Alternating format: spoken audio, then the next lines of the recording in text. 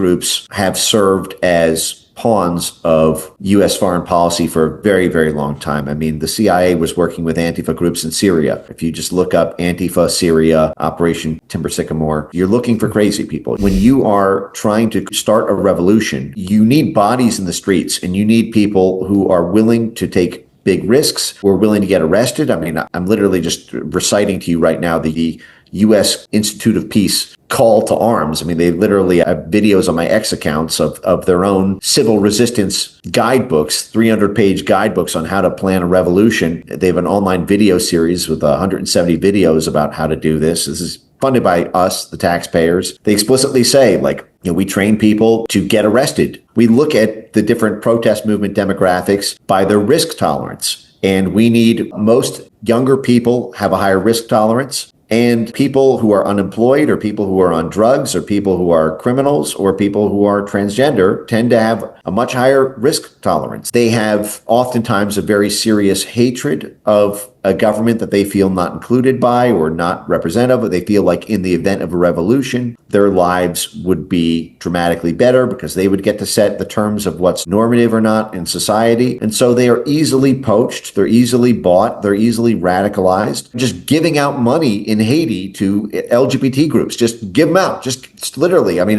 one of the State Department grants that I showed was in the Caribbean. And the name of the grant was just being LGBT. Just money for that. I've talked for years about how the transgender population is disproportionately sought after by the State Department and by intelligence-linked NGOs because they are the frontline radicals who are often very quick to be the frontline muscle to take to the streets against governments. When I look at how those are used in armed revolutions in the past 10 years, look at something like Pussy Riot, which was working on the same kind of, LGBT kind of gender fluid type. This is funded by USAID. The lead singer is appearing at the State Department at the podium with Tony Blinken and actively, deliberately fomenting riots on the streets of Russia. This is what ended up getting USAID kicked out of Russia, I should note, under Barack Obama when they tried to do this left-wing sexual profanity riots. I mean, it's in the name. The name of the group was Pussy Riot. Anyone who's been in the operations side